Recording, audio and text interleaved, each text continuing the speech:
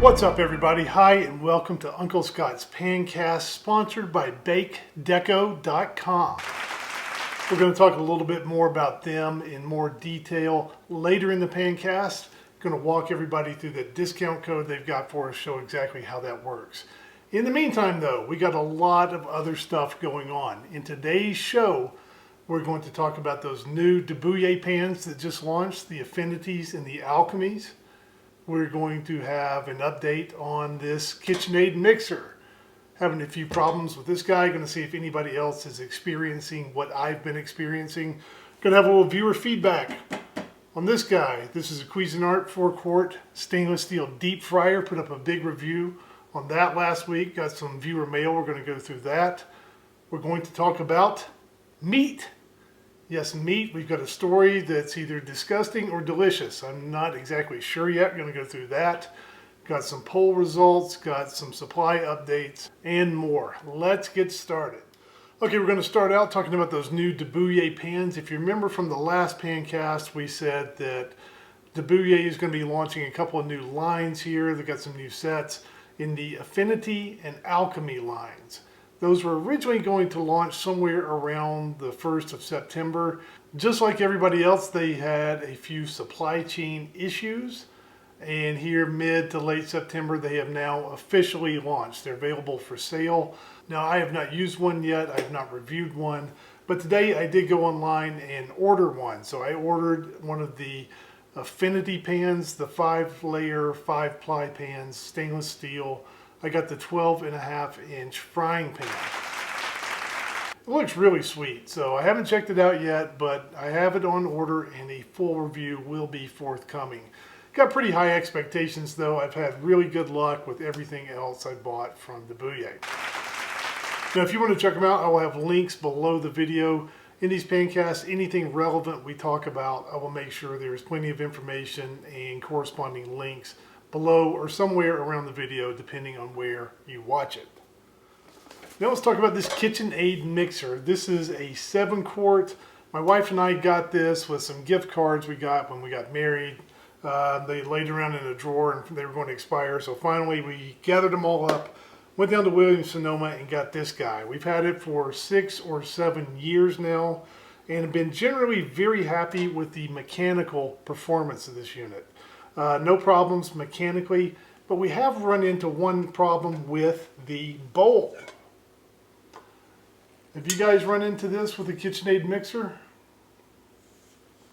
The bowl, now this is stainless steel and it feels fairly heavy, but the bowl, the metal is actually split.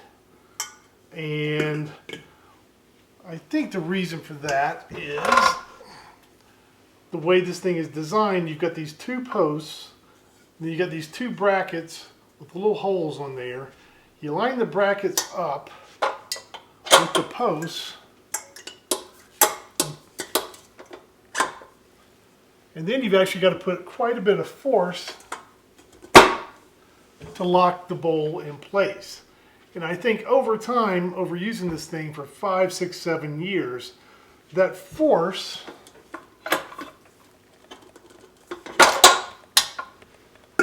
it's kind of put on this side of the bowl and it gets out of round and it creates a weak spot there and it eventually splits. Now when it first starts splitting, it's not that big of a deal, but this one has gotten so far out of shape now that when the beaters go around, it hits the side and makes a clanging noise every time it rotates.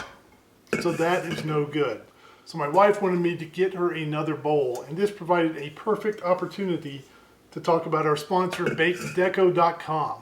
I got on Bake Deco earlier. They're running all kinds of promotions for fall baking, for Halloween, holiday season coming up. They got a lot of stuff going on for that.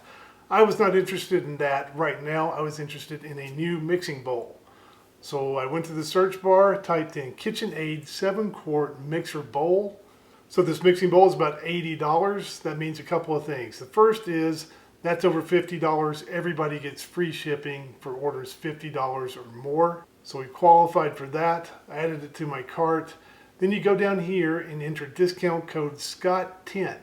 And what you get for that is $10 off any order of $75 or higher. hit apply, and you see it takes it off the total there, and I was happy. So Bake Deco had the item I needed in stock.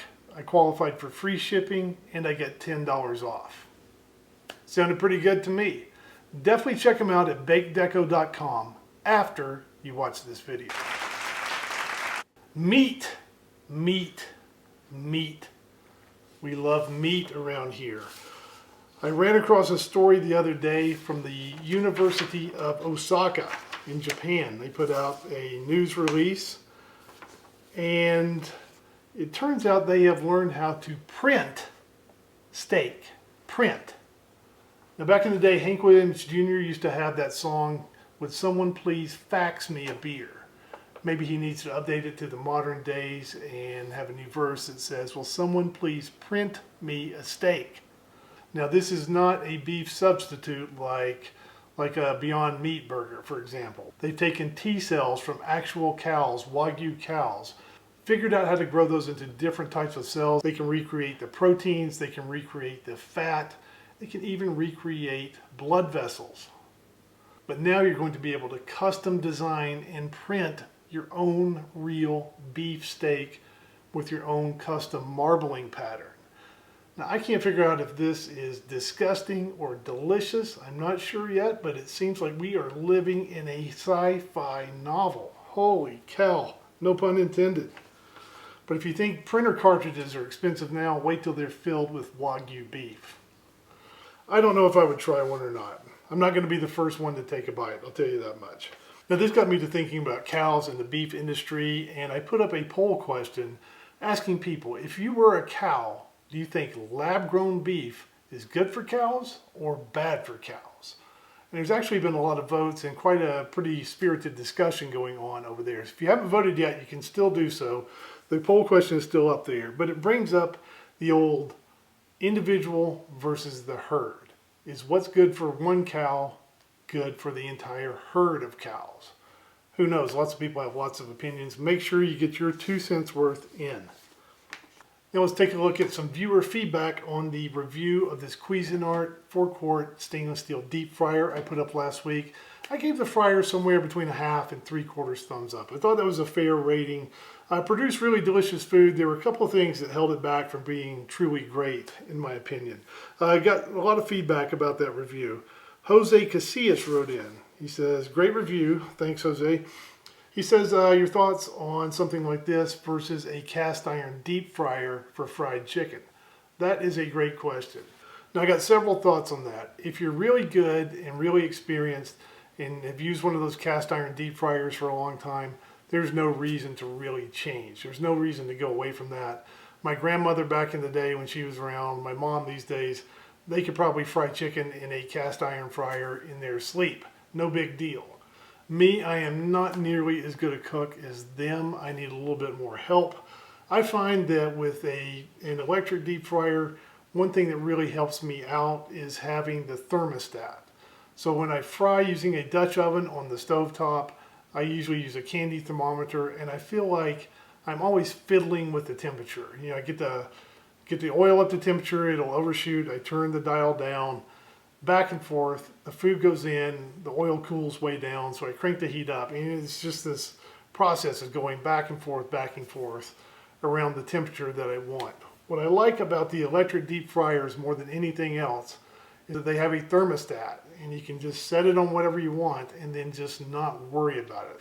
When we do things like fried chicken, like the fried chicken tenders I showed in the video, that's a big assembly line process. You got the wet chicken, my wife is dredging it, going on a tray to rest, and I'm frying, and then you got cooling down over here. It's just nice to have one less thing to worry about for me. So that's what I like the most about these electric deep fryers. Now we've done several deep fryer reviews, and I also got people writing in asking me which one I like better between this one and that T-Fal Easy Clean model. We also reviewed that T-Fal odorless model. So 3 fryer reviews, which one do I like the most? Now when it comes to the results of the fried food, all 3 of the fryers produce delicious food, so they're pretty much a push there, and that's the most important thing. So they all do a good job at frying food. For me though, I kind of like the T-Fal a little bit better because it has that onboard oil filtration and storage. This one doesn't, the odorless model didn't. I really do like having that oil storage capability, but not everybody wants that. So you can get good fried food with any of the 3 models that we've reviewed. Talking about omelets, we had an omelet and how to cook an egg and carbon steel video up. Someone named V wrote in. He said, a brown omelet is a burned omelet. Well, I'm not sure if I agree with that.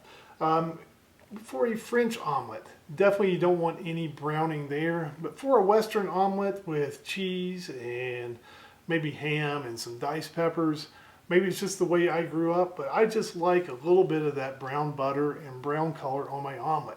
So French, definitely don't want any browning, but for a Western, I do like a little bit of brown on my omelet. Maybe it's just me, I don't know. A little bit of pan spotting, a little bit more about the supply chain. I noticed that things are coming and going. So when I talked to Buyer, they had some shipping delays launching those new pans.